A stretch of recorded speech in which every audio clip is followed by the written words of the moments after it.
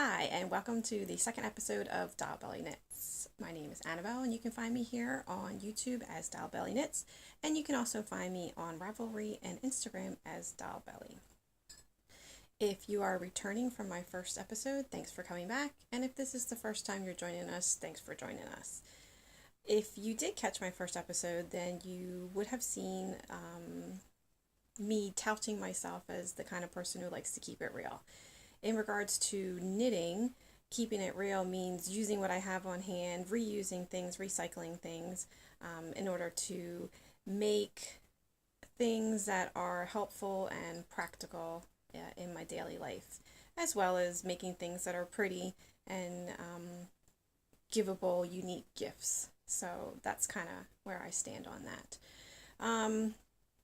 In the vein of keeping it real, this is the third time I am recording this second episode.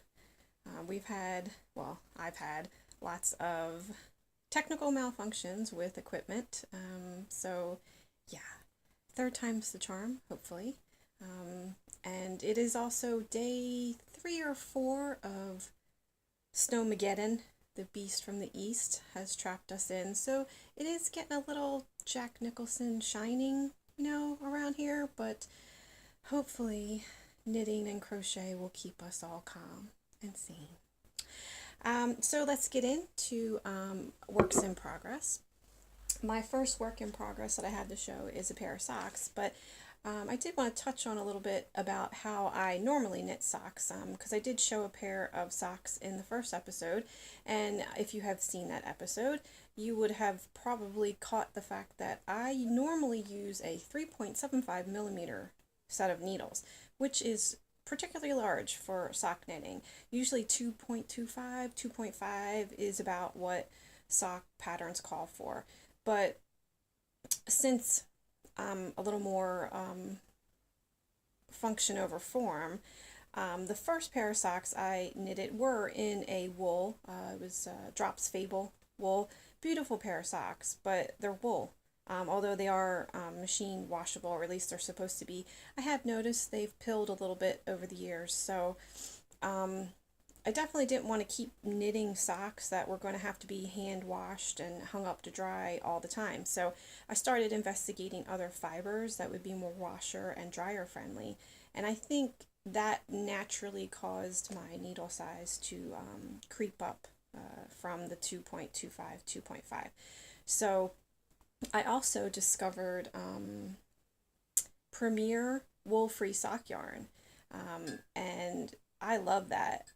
It's obviously wool-free, it's washer-friendly. I do hang them up to dry, though, because it's a way of preserving them the best I can, and I like seeing all the socks hanging on the drying rack over the radiator. It's kind of like, oh, my little babies just hanging out there. And I do believe I've probably knitted almost every colorway from that particular brand, the Premier wool-free sock in the stripe pattern, in the self-striping sock pattern. So I have quite a few of those around the house. So anyway, also in regards to my sock knitting, I use two 16-inch or 40 centimeter circular needles. So that way I can do 2 at a time. And I don't have the magic loop thing going on. That's not something that I ever really got into or got the hang of. I didn't like the extra cord of the needle hanging out the end. It seemed to want to stretch the opening of whatever was on the end, that end of the needle set. So I opted for the smaller circular needles, two of them, in order to have 2 at a time, because I definitely suffer from second sock syndrome. I recently finished a pair of socks that I had started on DPNs, and I finished the second sock, and I looked at my Ravelry account, and it had been 5 years since I started the first sock and finished the second one. So it's definitely not a good thing, and I will not go back to 1 sock at a time. So I do 2 socks at a time. Additionally, when I learned to knit socks, when I learned to knit in general, because that was my aim for learning how to knit, was to learn how to knit wearable objects. They just seem to have a better drape, a better fabric thickness when they're knitted versus crocheted. So I definitely wanted to learn how to knit socks. That's something that was just in me that I wanted to learn how to do. But because it was a few years ago, that was before we had all those really cool DPN covers that we have nowadays, the ones that you can shove your work into and keep it all nice and safe. So what I came up with as a means of dealing with potentially losing stitches was to do this. Yep, it's an ice cream tub. So yeah, I started keeping my socks in particular in ice cream tubs. Is obviously a way to reuse a tub that would have just gone into the recycling bin, but it's a hard case, so it keeps the DPNs or whatever needles that you're working on all inside, keeps stitches from falling off the needles. You can see that it actually fits. I got two colors in here. But once the yarn or wool is balled up, it fits inside. The needles, everything fits inside. I got all my other little notions and gadgets in here. Oh, I even have a stylus for my cell phone or iPad. So yeah, that's fabulous. I love doing that, and I get quite a few looks when I sit down at a table in public and pull out an ice cream pot from my purse. So, fabulous conversation starter if your knitting doesn't get them interested in wanting to have a conversation with you too. Okay, so the socks that I'm currently working on are Effervesce. It's a free pattern on Ravelry by Pearlescent, who I believe is also Flock Fiber on Instagram. So yeah, love this pattern. I love it for a lot of reasons. I think it's really cool. The little bubbles that you come up with. So they're like faux cables. You don't really need to use a cable needle. You can just move the stitches around to get that done. So that's really nice. The pattern is easily readable, although the theme for the week seems to be having to restart things or redo things, because I've already restarted these 3 times, and I realized that I'm gonna have to restart them again, even though I have this much done. Because again, I'm doing them on 2 circular short needles, and I just read the pattern wrong. I got to the end of the work and just kind of thought that that was the end of the pattern, and it's not. So these side stitches got ignored, and instead of continuing on the pattern like it should have, it's just a column of pearls, 2 pearls. So I'm gonna have to redo it, which is actually okay, because I also realized that it's probably going to be too small for my mom, which is who I was making them for her birthday. And I kind of had accepted, okay, maybe mom can't have them and I'll just have to keep them for myself. But if I'm doing the pattern wrong and I gotta rip it out, I might as well just go up the next size and start that over. So that's what I will probably be doing today, since I'm stuck in the house anyway. I'll just, shed a few tears and move on. Yeah, the yarn I'm using is I'm drawing a blank of what it is right now. But I definitely will have all the information about the patterns and the people and the places that I talk about in the show notes at the bottom of the screen. Other thing that I have inside my box, I don't know if you caught it, it's one of these little stitch marker counter thingies, which you need to keep track of what row you're on for this particular pattern. And I think it's really another good thing about having the hard ice cream tub is that I don't worry about this button accidentally getting pressed and messing up my stitch count while it's inside the box. So that is my one work in progress that I wanted to share in my caramel cinnamon waffle Carte Dior. I don't even remember what the ice cream tastes like. I'm pretty sure I just bought it so I could have the tub. Right. Finished object. I call it a finished object because I just had to recently redo the inside, but it's another one of those things in regards to using what you have on hand or recycling or doing something to make an object that's useful for you in everyday life. I have 3 children and I pack their lunches every day for school. And I usually give them a sandwich and a packet of crisps. And it would be totally easy and simple to just get a big bag of all the little individual bags and pull one out and shove it in their lunch pail. But it's actually cheaper to buy the bigger share bags and then individually divvy them out. But that would require having little individual plastic bags. So that's neither one of those options are really good for the environment either. Having all the little packets of crisps bags, they're not recyclable. They end up going in the trash. They last forever, like 20 years forever. There was an article recently in the newspaper about how they found a packet of crisps in the forest and they knew it was 20 years old because of the flavor that the crisp was. It was like a special flavor that they had done 20 years ago. And then, all those little plastic baggies, they don't disintegrate either. So what I did was I made some reusable snack bags. And this is one of them. I think this is my favorite. So it is a Dorito bag. Basically the outer shell is just stockinette stitch, straight stockinette stitch.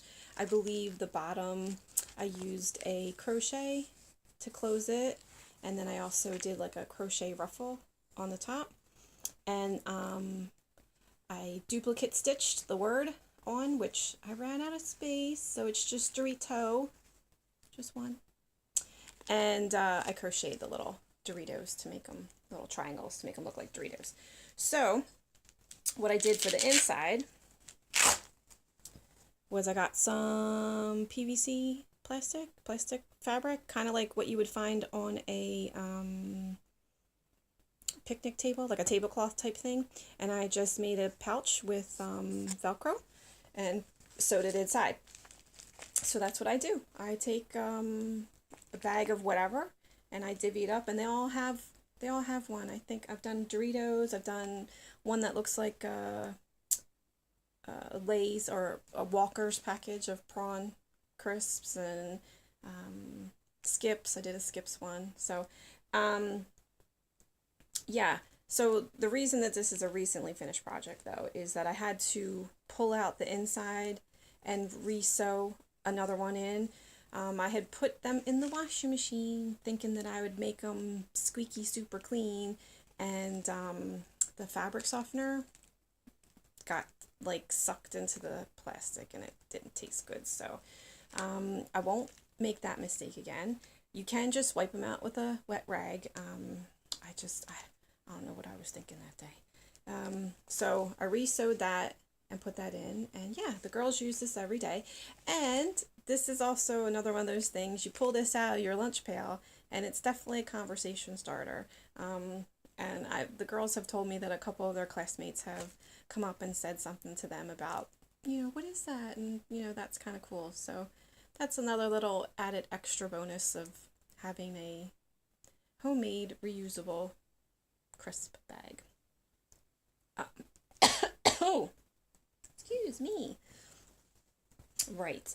I normally won't have an acquisitions section because I don't really buy a lot of things. Maybe once or twice a year I would go to a big show.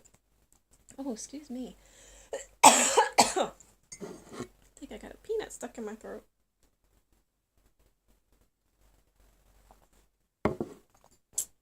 Ooh. Right.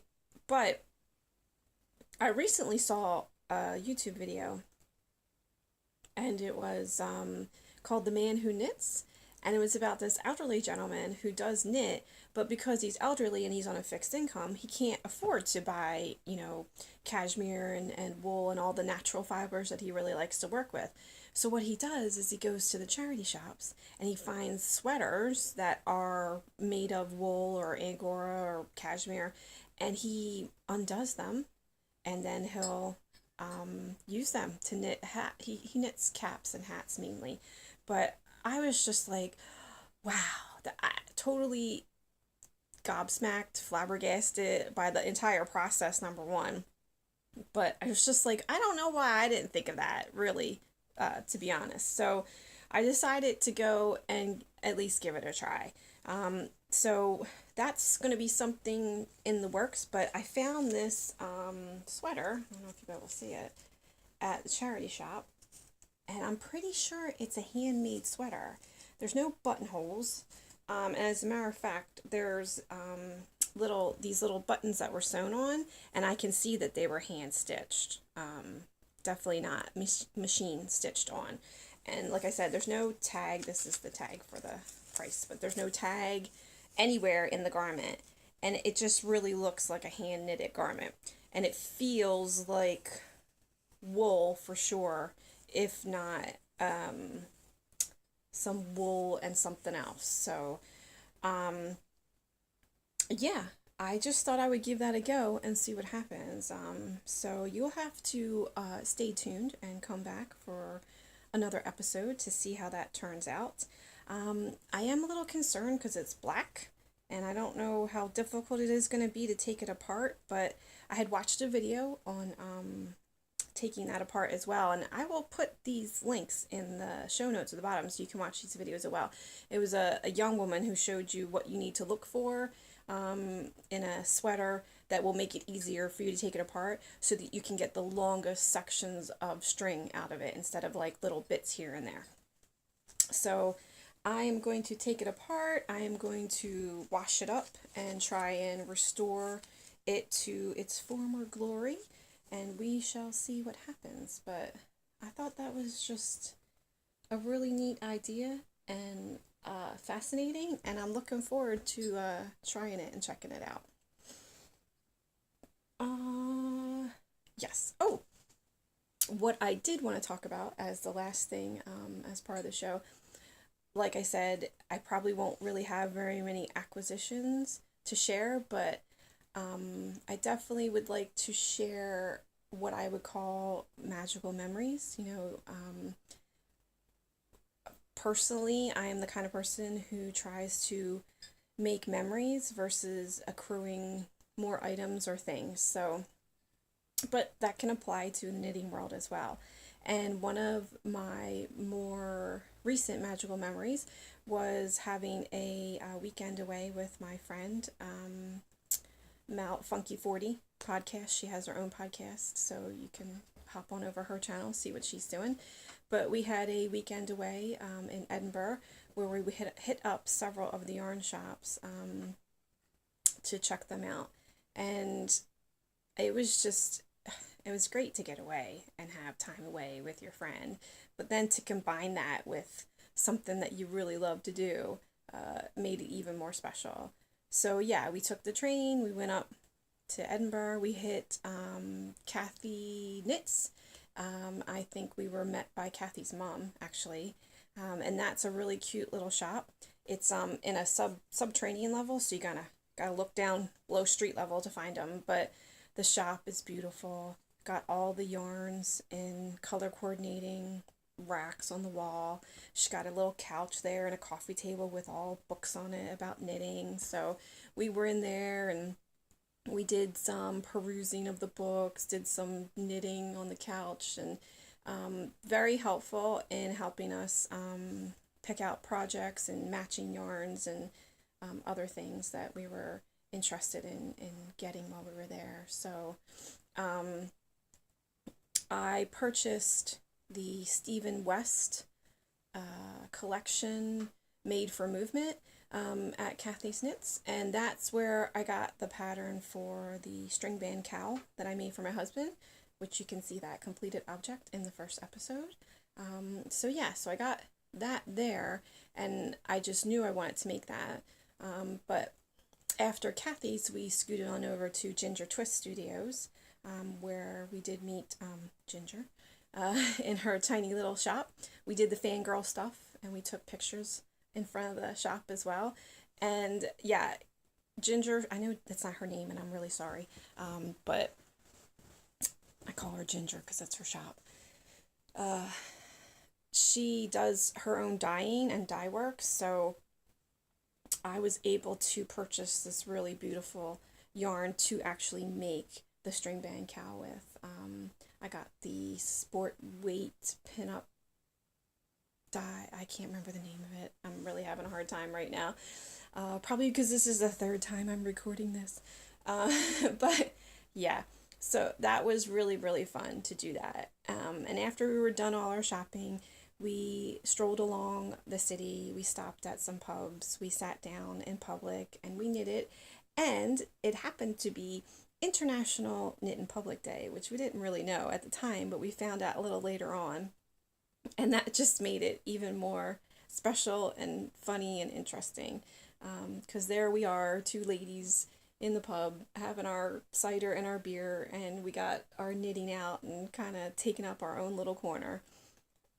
So yeah, we had a really fabulous time, and not only did I have a good time, I will forever associate the items that I purchased there and the items that I made, well, the things that I purchased and then made with the yarn and the pattern with that trip. So every time I see that, it makes me think of the time that we had, and definitely was magical. And I encourage you that if you haven't had the opportunity to uh, get away with your knitty friends or crochet friends, it definitely is worth the effort to do so. Because again, not only are you going to come home with some awesome swag, you're going to have a great time and you're going to have some good memories from it. So thanks for joining me for this second episode, part trace, whatever language you prefer. And I certainly hope that you will come back again for the next episode. And yeah, say hi on Ravelry or Instagram. And don't forget to check out the show notes at the bottom so you can see all the great patterns and peoples and places that I've talked about in this episode. I hope you have a great day and that you get some good knitting in. Bye!